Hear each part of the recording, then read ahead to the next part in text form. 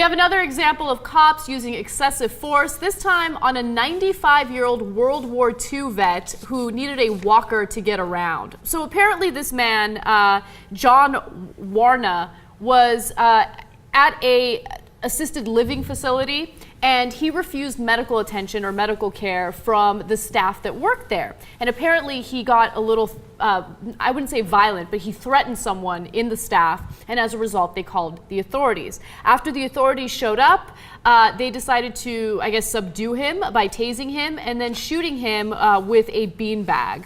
And as a result, he died of internal bleeding. Regarding his actual threats, he apparently threatened someone with his cane. Now, if you think you need to use deadly force for a 95-year-old threatening someone with a cane, there's something wrong with you, right? So let me also mention this.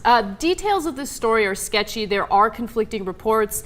Of course, the authorities are accusing him of using a knife, a butcher knife, while threatening them. But then other reports say that no, he was using a cane. And I should also note that the staff said that he did not have a knife in his room. So it's inconceivable that he used a knife to threaten police authorities or police officials. And so the details are murky, but as far as what I've read so far, it seems as though the cops are lying about what he used to threaten them. Now, the reason I also think that is because, yes, we have two different accounts, but we have one a lot more credible than the other. Because the cops say he was threatening the staff, we were worried about the staff's safety, and he had this big knife.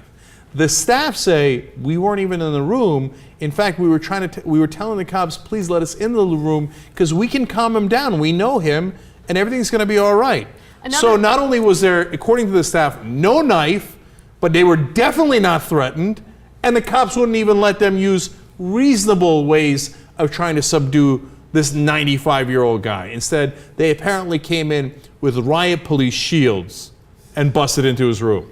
There were between 5 and 7 police officers. They went back in the room with a riot shield in hand, entered the door, and shot him with a shotgun that contained a beanbag, or beanbag rounds. So I don't understand. I mean, let's say, worst case scenario, this 95-year-old who needs a walker to get around does threaten you with a knife, and that's worst case scenario.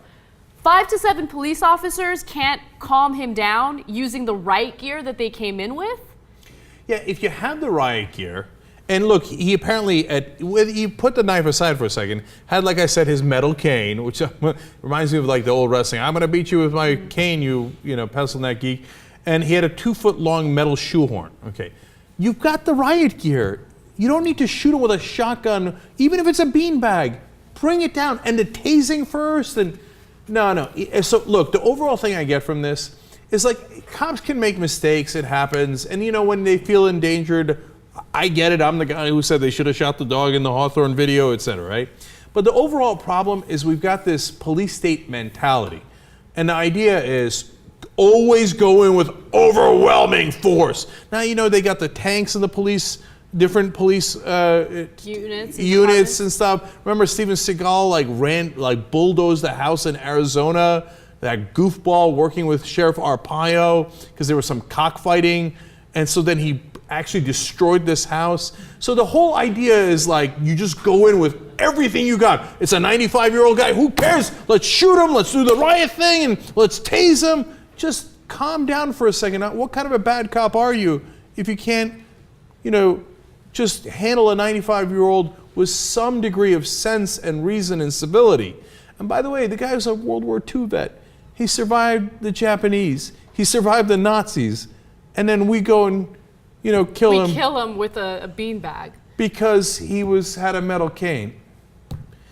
Okay, now to be fair, he didn't fight in Japan or Germany. He fought in India and Burma during World War II. But nonetheless, you see my point, okay? And so I feel terrible for his family.